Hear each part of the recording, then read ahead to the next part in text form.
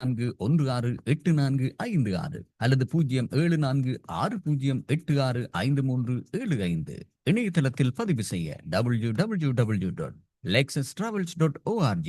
ஊடக அனுசரணை தாய் தொலைக்காட்சி மற்றும் கேட்டிய கிளி. Smashing the airwaves with the best music. It's Nagredsha Radio 92 FM.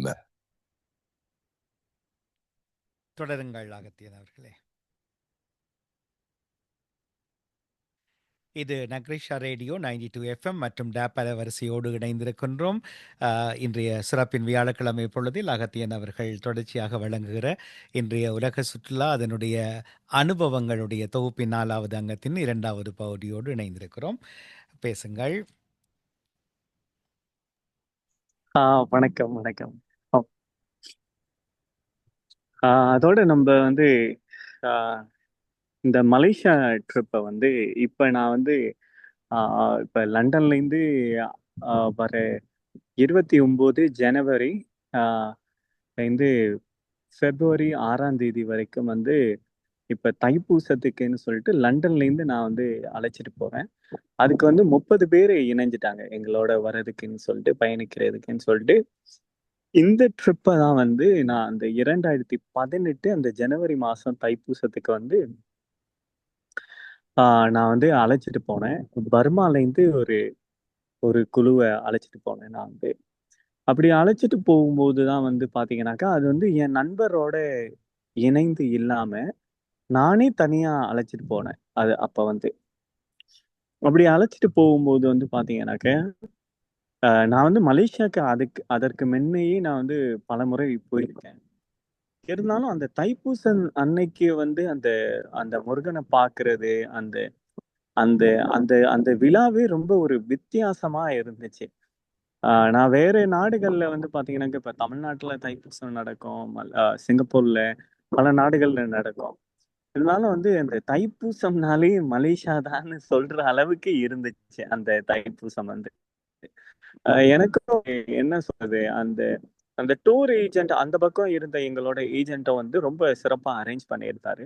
அந்த தைப்பூசம் அன்னைக்கோட முதல் நாள் அன்னைக்கு அந்த அவங்க அந்த தங்க தேர், தங்க வெள்ளி தேர்ல அந்த முருகனோட உருவத்தை அவங்க தேரை இழுத்துட்டு போவாங்க. அந்த மலேசியா மக்கள் அனைவரும் சேர்ந்து, தமிழர்கள் சேர்ந்து.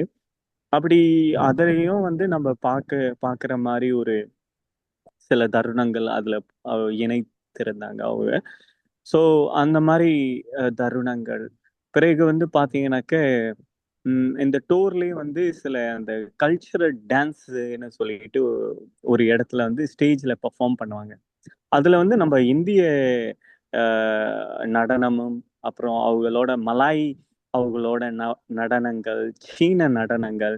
ஏன்னா மலேசியாவில் முக்கியமான இனம் 3 இனம் தான் இருக்கு, உங்க எல்லாருக்கும் தெரியும்.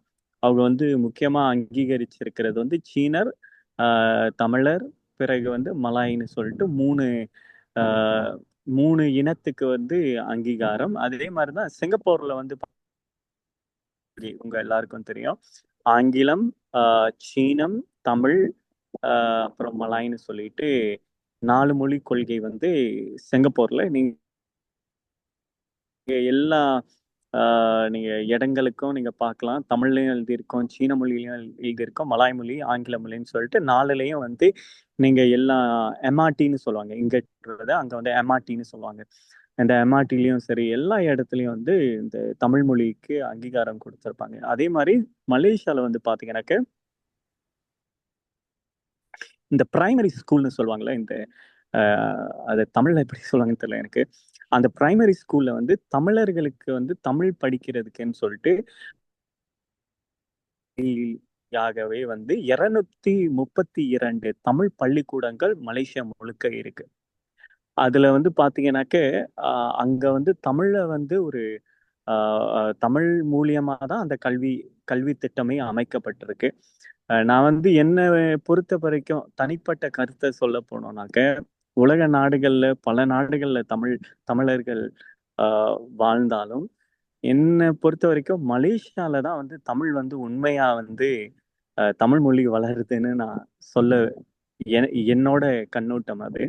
ஏன்னா பாத்தீங்கன்னாக்க அங்க வந்து தமிழ் அறிஞர்களே இருக்காங்க. தமிழ் அறிஞர்கள் குழுன்னு இருக்கு. தமிழ் பாடத்திட்டங்கள் செயல்படுத்துறாங்க. தமிழுக்கு புது புது சொற்களை கண்டுபிடிக்கிறது. இப்ப வந்து இந்த கணினிங்கிற சொற்கள்லாம் பாத்தீங்கன்னாக்கா அவங்க தான் வந்து இதற்கான சொற்களை கண்டுபிடிச்சு இந்த மாதிரி புது புது இப்ப இப்ப தொடக்க இப்ப வர புது தொழில்நுட்பத்துக்கான தமிழ் பெயர்களையும் அவங்களோட அந்த அறிஞர் குழுவில இருந்து தான் நிறைய செய்யறாங்க. அதே மாதிரி இங்க இந்த உங்க எல்லாருக்கும் தெரியும் இந்த கணினியில வந்து முதல்ல வந்து தமிழ் டைப்பிங் பண்றது வந்து நம்ம செல்லினம்ங்கிற அந்த பிந்தி நீங்க இந்த போன் எல்லாம் நம்ம செல்லினத்தை தான் பயன்படுத்தும், உங்களுக்கு தெரியுமான்னு தெரியல. அதையும் கண்டுபிடிச்சது வந்து மலேசியால தான். அவர் பெயர் வந்து முத்து நெடுமாறன் சொல்லிட்டு எனக்கும் அவரோட இந்த கடைசி முறை நான் போன ஜூலைல மலேசியா போனப்ப வந்து அவரோட வாழ்க்கை வரலாறு ஒரு புத்தகமா எழுதி இருந்தாங்க. அந்த புத்தக விழாக்கு நான் போய் கலந்துக்கிட்டேன். ஸோ அவர் தான் வந்து பாத்தீங்கன்னாக்க இப்ப இந்த கணினிலையும் இந்த இப்ப வர தொழில்நுட்பங்கள்ல தமிழை எப்படி கொண்டு போறதுங்கிற பல ஆராய்ச்சிகள் அவங்க குழுல இருந்து பண்ணி செயல்படுத்திக்கிட்டு இருக்காங்க. பிறகு ஸோ நான் டூரை பத்தி தான் சொல்லணும். ஆனா சில தகவல்களையும் இது மூலியமா சொல்ல விருப்பப்படுறேன்.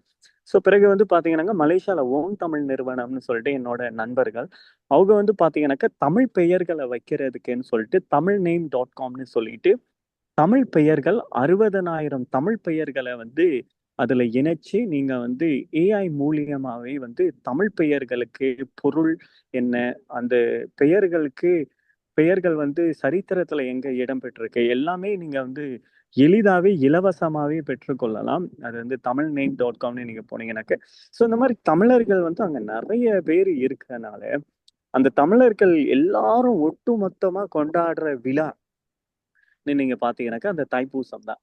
ரொம்ப பிரம்மாண்டமா இருக்கும் அந்த மலேசியால.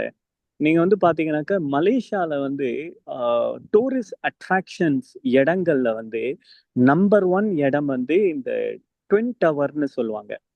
நீங்க எல்லாரும் புகைப்படம் வீடியோ எல்லாத்துலயும் நீங்க பார்த்திருப்பீங்க. அது வந்து நம்பர் 1 டூரிஸ்ட் அட்ராக்ஷன் பிளேஸ். இரண்டாவது டூரிஸ்ட் சுற்றுலா பயணிகள் வரக்கூடிய இடம் வந்து இந்த பத்துமலை முருகன் தான். பட்டு கேவ்னு சொல்லிட்டு ஆங்கிலத்துல சொல்லுவாங்க. இங்கதான் வந்து எல்லா சுற்றுலா பயணிகளும் வந்து வருவாங்க. அந்த அளவுக்கு வந்து ஃபேமஸ். எல்லா எல்லா ஆங்கிலேயர்களும் சரி, எல்லா இனத்தார்களும் வந்து இந்த இந்த இயற்கையா இருக்கிற இந்த மலைக்குள்ள இந்த முருகன் சிலையை எப்படி வச்சிருக்காங்க. அந்த அந்த மலை ஏறுற அந்த பயணமே வந்து ரொம்ப ஒரு ஒரு வித்தியாசமான ஒரு உணர்வை கொடுக்கும். கீழே வந்து நிறைய கோயில்கள் இப்ப பாத்தீங்கன்னாக்கா ஒவ்வொரு கோயிலா கட்டிக்கிட்டு இருக்காங்க. ஏன்னு எனக்கு தெரியல. ஸோ நிறைய கோயில் இப்ப ஒரு வாட்டி போனா ஒரு ஒரு கோயில் புதுசா இருக்கு. கீழே அம்மன் கோயில், விநாயகர் கோயில், ஆஞ்சநேயர் கோயில், பெருமாள் கோயில், அப்புறம் இப்ப சமீபத்துல வந்து இந்த என்னது ராமாயண குகைன்னு சொல்லிட்டு ஒரு குகை. ஸோ அந்த மாதிரி பல இது அவங்க பண்ணிக்கிட்டு இருக்காங்க. ஏன்னா அந்த சுற்றுலா தலத்துக்கும் ஒரு முக்கியமான இடமா இருக்கிறதுனால ஸோ இந்த ரெண்டு தான் வந்து சுற்றுலா தலத்திலேயே முக்கியமானது. இதுல ஒரு ஒரு ஒரு சுவாரஸ்யமான விஷயம் என்னன்னா அந்த ட்வின் டவரை கட்டுனதும் தமிழன் தான்.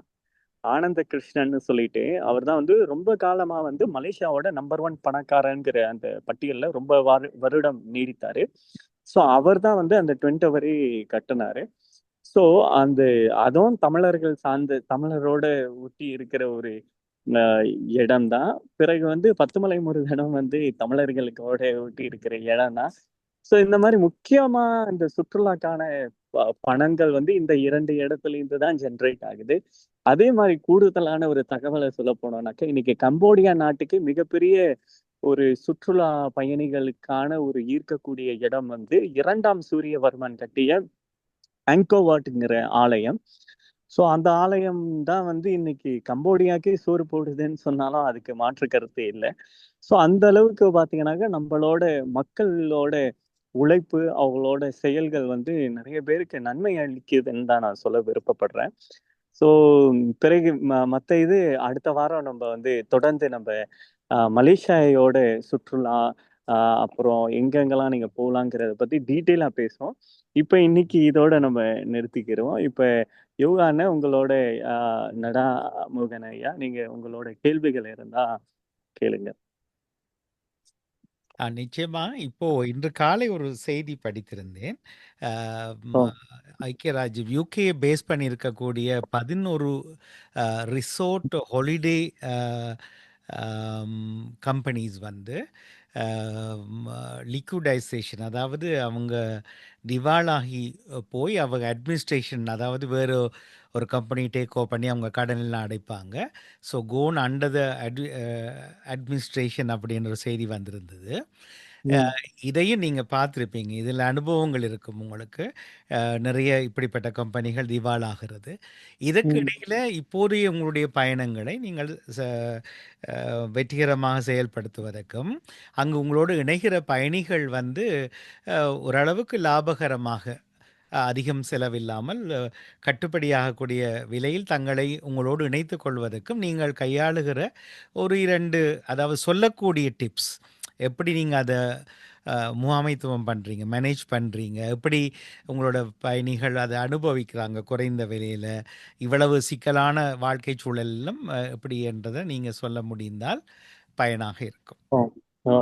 இந்த சுற்றுலாலயே வந்து முக்கியமா நீங்க வந்து அ இந்த விமான சீட்டு தான் வந்து நீங்க முக்கியமா பார்க்க வேண்டிய ஒரு விஷயம். இந்த விமான சீட்ட வந்து நீங்க வந்து எவ்வளவு சீக்கிரம் நீங்க வந்து அத பதிவு செய்றீங்களோ, அந்த அளவுக்கு உங்களுக்கு வந்து மலிவான அ கட்டணம் வந்து உங்களுக்கு கட்டணம் தான் நீங்க குடுக்கணும். ஸோ இது ஏன்னாக்க ஒரு விமானம் வந்து என்ன செய்வாங்கனாக்க, ஒரு விமானத்துல வந்து பின்னால கடைசியில இருக்கிற சீட்லேருந்து தான் வந்து அத வந்து எக்கானமிக் கிளாஸ்ன்னு சொல்லுவாங்க. அந்த எக்கானமிக் கிளாஸ் அந்த கடைசியில இருக்கிற சீட்லேருந்து ஆரம்பிச்சு தான் ஒவ்வொரு ரோலா அவங்க சீட்டுகள வித்துட்டு, வித்துட்டு காலியாகி, காலியாகி, காலியாகி கடைசியில வந்து பிசினஸ் கிளாஸ் பிசினஸ் கிளாஸ ஏற்கனவே புக் பண்ற அ ஒரு ஒரு ஒரு ஒரு ஜனத்தொகைங்கிறது தனியா இருக்கு.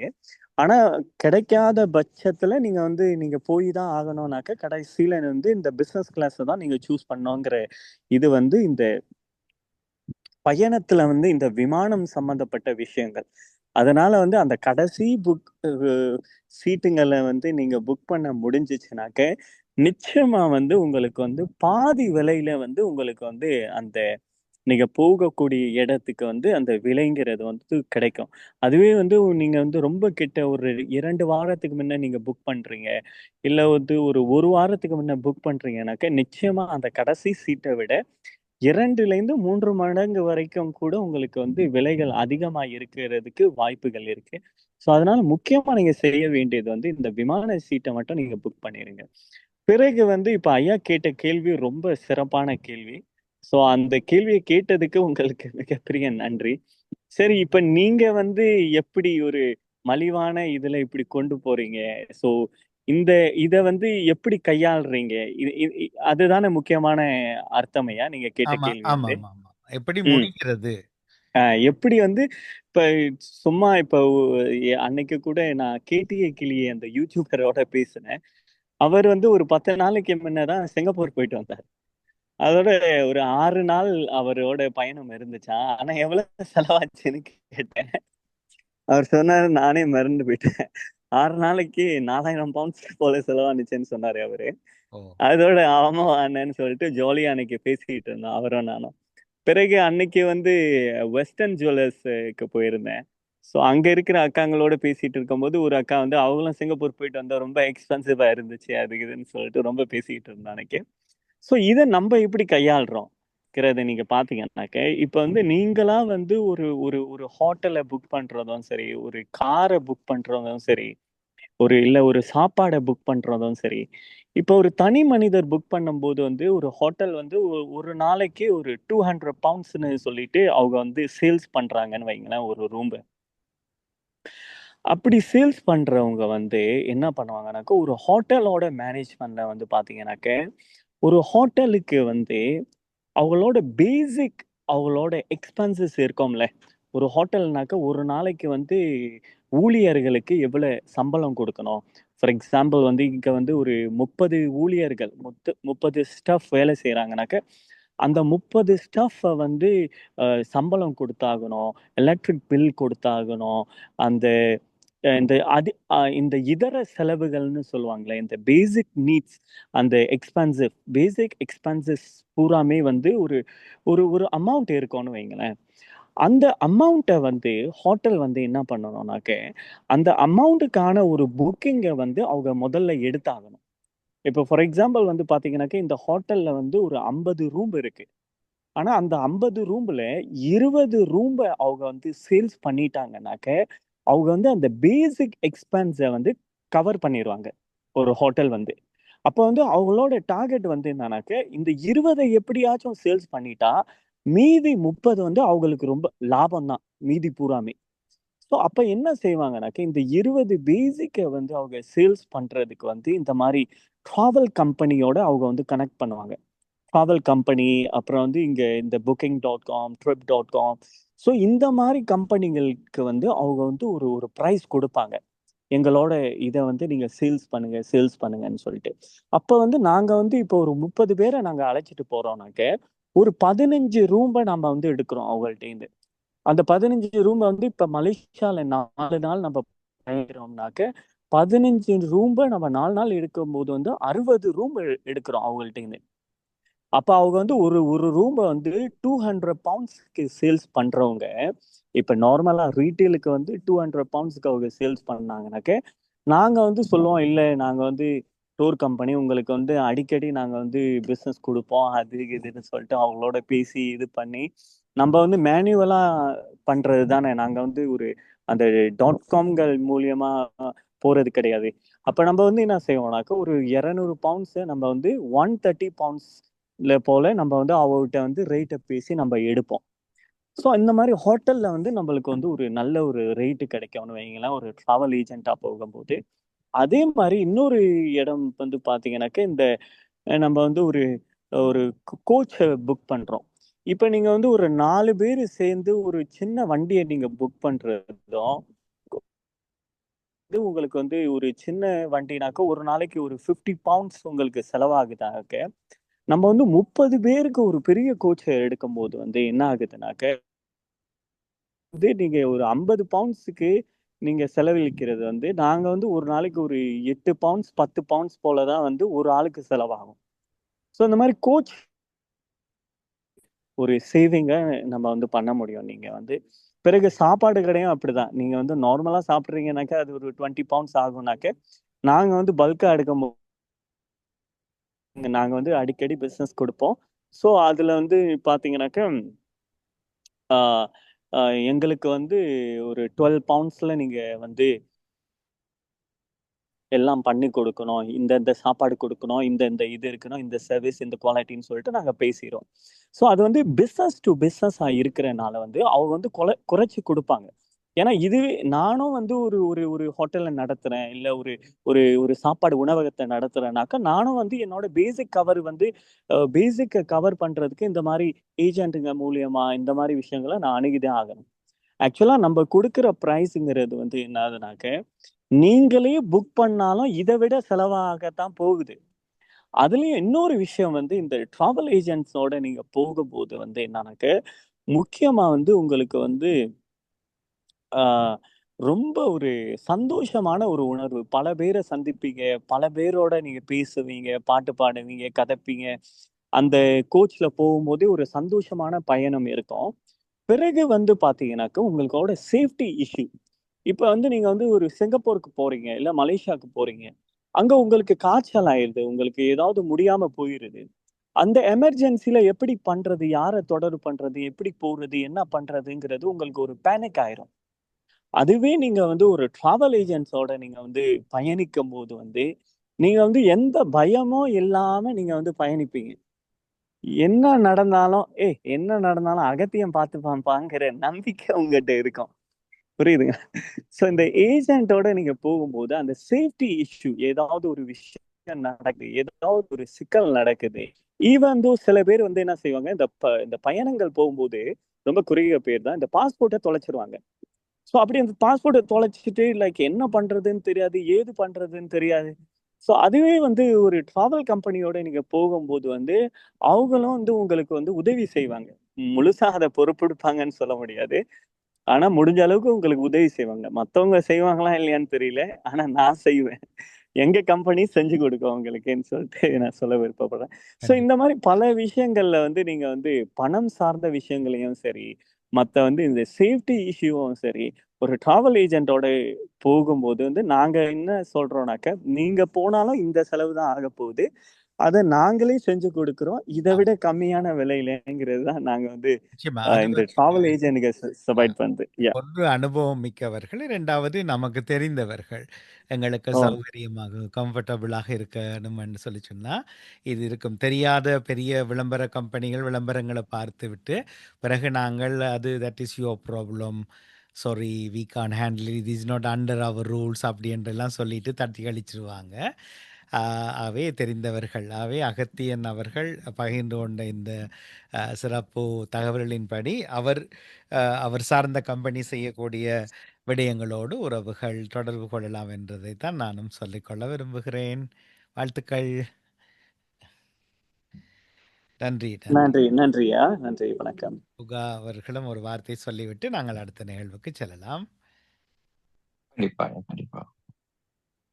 என்னன்னு சொன்னா, அத்தியன் ஒரு கேள்வி இருக்கிறது. இப்ப நீங்க சொன்ன இத வச்சு, அம் ஏறக்குறைய நீங்களும் பல சுற்றுலா துறையை தேர்ந்தெடுத்து ஒரு பெரிய அனுபவம் உள்ளவர். அந்த வகையில இன்னைக்கு நீங்கள் அதாவது ஐயா கேட்டது போல இந்த மாரி கையாளுகிறீர் என்று கேட்டது போல ஒரு அருமையான கேள்வி. அதே மாதிரி ஒரு சின்ன குறுக்கு கேள்வியாக இருக்கலாம். ஏனென்றால், தற்போது நீங்கள் ஒரு வாடகைக்கு அ தங்குகிற விடுமுறை விடுதியையோ அல்லது சாப்பாட்டு உணவகத்தையோ எடுத்திருப்பீர்கள். அந்த வகையில் அ நான் 30 பேரை கொண்டு வருகிறேன் என்று ஒரு வாகனத்தையும்,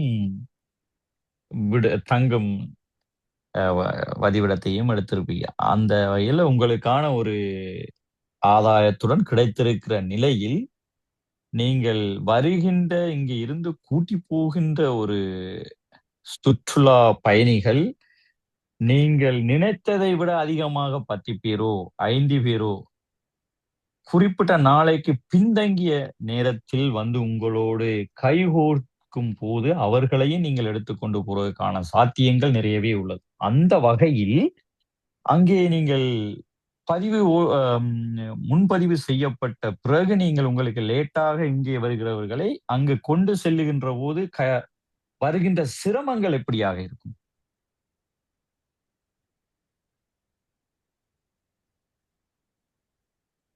அ அகத்தியன் அவர்களே கேட்கிறதா உங்களுடைய மைக்?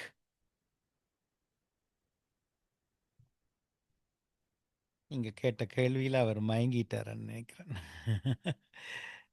பேசுங்க.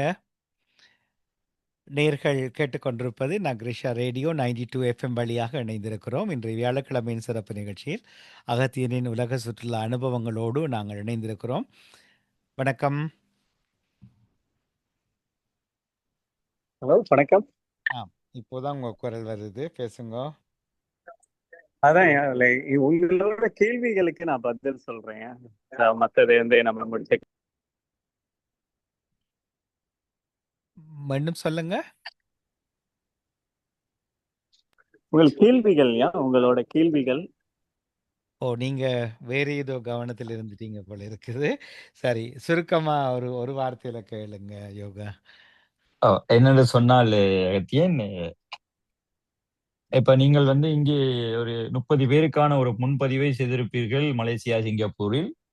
தற்போதைய நிலையில் அந்த பதிவு உங்களிடம் சம்பூர்ணமாக இருந்திருக்கலாம். அதாவது அங்கே பதிவு செய்யப்பட்டு ஆல்ரெடி நீங்கள் அதுக்கான முன்பதிவுகளை முடித்திருப்பீர்கள். அந்த வகையில் இங்கு உங்களோடு கைகோர்ப்பதற்காக சில 30 பேர் என்ற ரீதியில் உங்களுக்கு இன்னும் ஒரு 10 பேரோ 15 பேர் கைகோர்த்து விட்டார்கள். அவர்களையும் நான் விட்டு செல்ல முடியாது, கொண்டுதான் செல்ல வேண்டும் என்ற ஒரு கட்டாயத்துக்குள் நீங்க தள்ளப்படுவீர்கள். அந்த மாதிரியான ஒரு சூழ்நிலை உங்களுக்கு வரும்போது, அங்கே ஆல்ரெடி நீங்க முன்பதிவு செய்து விட்டீர்கள்.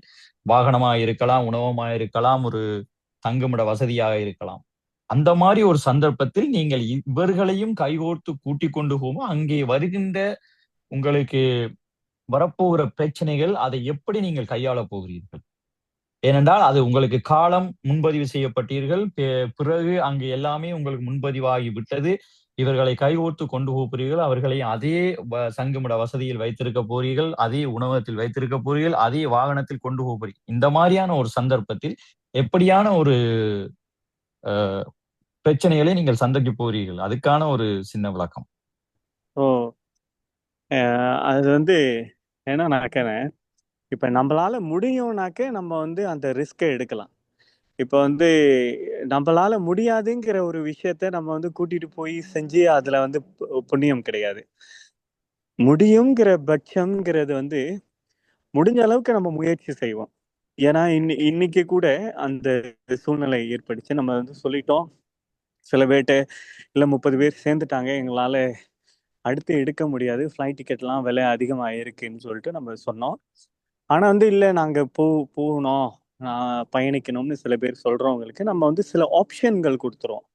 அப்பனாக்க நீங்க டிக்கெட் போட்டுக்கோங்க, நான் வந்து உங்களுக்கு பேக்கேஜ் மட்டும் சர்வ் பண்ணிக்கிறேன், நான் வந்து உங்களுக்கு கார்லேருந்து ஹோட்டல்லேருந்து எல்லாமே பண்ணிக்கிறேன், இந்த ஃப்ளைட் டிக்கெட் அதிகம் ஆன விஷயங்கள் வந்து எங்களால் பண்ண முடியல, ஸோ அதனால வந்து இந்த ஃப்ளைட் டிக்கெட்டை நீங்க இஷ்யூ பண்ணிக்கிறீங்களா, நான் வேணா வேற இடத்துல உங்களுக்கு வந்து விலையை கொஞ்சம் கம்மியா பண்றதுக்கு நான் வந்து முயற்சி செய்யறேன்னு சொல்லிட்டு எங்களால எது முடியுமோ முடியிற ஆப்ஷன்களுக்கு தான் அவங்கள்ட்ட வந்து தெளிவா சொல்லிடுவோம். ஸோ நம்ம வந்து முடியாத விஷயத்த வாங்க எல்லாத்தையும் பண்ணி கொடுக்குறோம், எல்லாத்தையும் செய்யறோம். இப்ப நான் அங்க கூட்டிட்டு போய் நான் வந்து அந்த மற்றவங்களை தங்க வைக்கிற ஹோட்டல்ஸ், அந்த விடுதிகள்ல வந்து எல்லா ரூமும் புக் ஆயிடுச்சுனாக்க நான் அவங்கள்ட்ட சொல்லத்தான் வேணும், இந்த ஹோட்டல்ல வந்து ரூம்லாம் எல்லாமே புக் ஆயிடுச்சு, வேணும்னாக்க இந்த பக்கத்துலேயும் அருகிலேயே ஒரு ஹோட்டலை நான் அரேஞ்ச் பண்ணியிருக்கேன், அதுவும் வந்து இதே மாதிரி 4 ஸ்டார் ஹோட்டல் தான், ஸோ இந்த மாதிரி ஹோட்டலில் நான் உங்களை தங்க வைப்பேன். ஸோ இதுல வந்து இன்னும் ஒரு முக்கியமான விஷயம் வந்து என்னன்னாக்க, இப்போ யோகா கிட்ட கேள்வி வந்து ரொம்ப சிறப்பான கேள்வி. இதுல நான் என்ன சொல்ல விருப்பப்படுறேன்னாக்க, மக்களோட பயணிக்கும் போது வந்து எல்லா விஷயத்தையும் நம்ம அட்வான்ஸாவே சொல்லிடணும். முடியும்னா முடியும், முடியலன்னா முடியல. இதை வந்து அட்வான்ஸா சொல்லிட்டா வந்து பயணிகள் வந்து அதற்கான சிந்தனைக்கு ப்ரிப்பேர் ஆயிடுவாங்க அவங்களே தானாகவே. அப்படி இல்லாம கிட்ட சமயத்துல போய் இல்ல இது முடியாது, இல்ல இது இப்படிதான்னு சொல்லிட்டு சில ஏஜென்ட் பண்ணுவாங்க. அந்த கிட்ட சமயத்துல போய் இல்ல இல்ல இதுதான் இப்படிதான் நீங்க அட்ஜஸ்ட் பண்ணி ஆகணும்னு சில பேர் சொல்லுவாங்க. ஸோ எனக்கு வந்து அனுபவம் நிறைய இருக்கிறனால நான் வந்து என்ன சொல்லிடுவேனாக்க, எல்லா விஷயத்தையும் அட்வான்ஸா நம்ம வந்து சொல்லிடுவோம். இங்க இந்த சூழ்நிலையா இருக்கு, அதனால இந்த மாதிரி ஒரு இது பண்றதுக்கு நாங்க யோசிச்சிருக்கோம், நீங்க என்ன சொல்றீங்கன்னு சொல்லிட்டு இந்த மாதிரி முடியாத பட்சத்துல அவங்களோட சஜஷனை கேட்டுரும். ஏன்னா நாங்களா முடிவு எடுக்கிறத விட சில விஷயங்களை அவங்களுக்கு நம்ம தெரியப்படுத்தி அவங்களோட அப்ரூவலோட செய்யறது தான் வந்து ஒரு ஒரு தரமான டிராவல் ஏஜென்ட்டுக்கு அழகு. ஸோ அந்த மாதிரி விஷயத்துல நாங்க வந்து தெளிவா இருப்போம். எது முடியுங்கிறத நம்ம முடியும்னு சொல்லுவோம், முடியாதுங்கிறத முடியாது, ஸோ இதுதான் இங்க சூழ்நிலை, இது ஓகேயான்னு சொல்லிட்டு. இப்ப பேங்காக்குக்கு இது நீங்க கேட்ட மாதிரி ஒரு கேள்வி, ஒரு இது நடந்துச்சு. நாங்க வந்து அந்த டூரை வந்து பேங்காக் கூட்டிட்டு போயிட்டோம். அவங்க என்ன சொல்லிட்டாங்கனாக்க, இங்கேருந்து கம்போடியாவுக்கு வந்து எவ்வளோ டிஸ்டன்ஸு, கம்போடியா அந்த ஆலயத்தை நாங்கள் போய் பார்க்க முடியுமான்னு கேட்டாங்க. அப்போ நம்ம சொல்லிட்டோம், நாங்கள் வந்து இதுக்கு முன்பு நாங்கள் இங்கேருந்து கம்போடியாவுக்கு கூட்டிட்டு போனது கிடையாது, ஆனால் நீங்கள் விருப்பப்பட்டீங்கன்னாக்கா நாங்கள் அரேஞ்ச் பண்ணுறோம், எங்களோட டிரைவர்கிட்ட நாங்கள் பேசிட்டு நாங்கள் அரேஞ்ச் பண்ணுறோம், ஹோட்டல் புக்கிங்லாம் நாங்கள் பண்ணிடுவோம். ஸோ மற்றது வந்து சாப்பாடுலாம் வந்து அங்கே வந்து எங்கெங்கே பெரிய பெரிய கடைகள் இருக்கோ நாங்கள் ஏற்கனவே முன்கூட்டியே அரேஞ்ச் பண்ணதெல்லாம் இருக்காது, நீங்கள் போன பிறகு தான் ஆர்டர் பண்ணுற மாதிரி இருக்கும். ஸோ இந்த மாதிரி விதிமுறைகளுக்கு நீங்கள் ஓகேனாக்கா நாங்கள் அரேஞ்ச் பண்ணுறோன்னு சொல்லிட்டு அவரும் சொன்னார், பண்ணுங்கப்பா நீங்கள் அரேஞ்ச் பண்ணுங்க, நாங்கள் வரோம், நீங்கள் எப்படி எந்த எந்த மாதிரி சர்வீஸ் கொடுத்தாலும் பரவாயில்ல, நாங்கள் அக்செப்ட் பண்ணுறோம். ஏன்னா எனக்கு வந்து போகணுன்னு ஒரு ஆசை, இந்த மாதிரி ஹாலிடே வந்து எனக்கு வந்து திரும்பி என் பிஸ்னஸில் நான் மாட்டிக்கிட்டேனாக்க திரும்பி வர்றதுக்கு நாளாகும், நான் ஒரே தான் நான் பார்த்துடலான்னு ஆசைப்படுறேன், நீ எப்படி சிறப்பாக செய்ய முடியுமோ நீங்கள் செய்யுங்க, நாங்கள் ஃபாலோ பண்ணுறோம்னு சொல்லிட்டாங்க. ஸோ இந்த மாதிரி நாங்கள் வந்து அப்ரூவல் எடுத்துக்கிட்டோம், அவங்களோட அனுமதியை நம்ம வந்து கேட்டுக்கிட்டோம்னாக்க அது வந்து நம்மளுக்கு வந்து ரொம்ப ஒரு சுலபமா இருக்கும். நம்மளும் வந்து செய்யறதுக்கும் சந்தோஷமா செய்ய முடியும். இல்லைனாக்கா ஏதாவது குறையாயிருமோ அதாவது குறையாயிருமோன்னு சொல்லிட்டு நம்ம மனசுல பயமா இருந்துட்டு நம்ம வெளிப்படையா மக்களுக்கு தெரிய வச்சுட்டோம்னாக்க எந்த சிக்கலும் இருக்காதுங்கிறது தான் வந்து இது நான் எப்படி சூழ்நிலைகளை கையாளுவேங்கிறது காண பதில் அண்ணே. உங்க கேள்விக்கு பதில் இதுவா எனக்கு தெரியல. ஆனா உண்மையா இதுவாதான். தான் ஓ, அகத்தியன். ஏனென்றால் இந்த மாதிரியான ஆம், சுற்றுலாத்துறை முகவர்கள் நிறைய சந்தித்துக் கொண்டிருக்கிற பல பிரச்சனைகள் ம், கூட்டிக் கொண்டு வைத்து அப்புறம் வெளியால வந்து சோசியல் வலைத்தளங்களிலே இன்றைக்கு தவறுதலான அவதூறுகளை பரப்பிக் கொண்டிருக்கிறார்கள். ம். அந்த வகையில் உங்களுக்கும் இந்த மாதிரியான இடைஞ்சல்களும் சிக்கல்களும் எதிர்காலத்தில் வரக்கூடாது என்பதற்காகவே இது ஒரு கேள்வியாக வைக்கப்பட்டதே தவிர வேற இது மக்களுக்கு தெளிவுபடுத்துவதற்காக அல்ல. இதை போன்ற சுற்றுலா முகவர்கள் கற்றுக்கொள்வதற்காகவும். ஓ, கண்டிப்பாண்ணே, நிச்சயமா நம்ம வந்து அனுபவம் இருக்கிற செயல்களையும் சரி இந்த மாதிரி செயல்களை நடைமுறைப்படுத்த முடியுது. இதுவே நானும் எனக்கும் அனுபவம் இல்லைன்னு வைங்களேன், நானும் அந்த இடத்துல போய் என்னடா செய்யறதுன்னு சொல்லிட்டு முழிச்சு இருக்கு. ஆனா அனுபவம் தான் என்ன சொல்லி கத்து கொடுத்துச்சுனாக்க நம்மளுக்கு எல்லாத்தையும் நீ முன்கூட்டியே சொல்லிடு, இதுதான் முடியும் இதுதான் முடியாதுன்னு சொல்லிட்டு நம்ம எந்த தொழிலையும் வந்து வெற்றி பெறலாம். ஆ. நன்றி அகத்தினர்களே. சிறப்பான தொகுப்பாக இன்றும் கூட அமைந்து கொண்டது. இது உங்களுடைய 4வது பாகமாக இருக்கிறது. தொடர்ந்தும் மறவியாளன் என்னும் ஒரு தலைப்போடு உலக சுற்றுலா பயண அனுபவங்களோடு வருவீர்கள் என்ற நம்பிக்கையோடு உங்களுக்கு வாழ்த்துக்கள். நன்றிகளையா, வணக்கம். யோகா அண்ணனுக்கும் இந்த வாய்ப்பினை அளித்த லண்டன் தமிழ் ரேடியோ நடாமுகன் அவர்களுக்கும் மிக்க நன்றிகள், வணக்கங்கள். நன்றி. தொடர்ந்தும் நக்ரஷா ரேடியோ 92 எஃப்எம் வழியாக உறவுகள் இணைந்திருக்கிறீர்கள். தொடர்ந்து ஒரு பாடலை தொடர்ந்து யோகேஸ்வரன் அவர்கள் இணைந்து இன்றைய ஒரு தொகுப்பினை தரப்போகிறார்.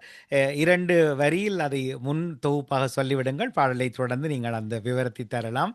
எது பற்றி இன்று நீங்கள் எங்களோடு பகிரப் போகிறீங்க யோகா? வணக்கம். என்னென்று சொன்னால் தற்போதைய மாதம் வந்து கார்த்திகை மாதம்.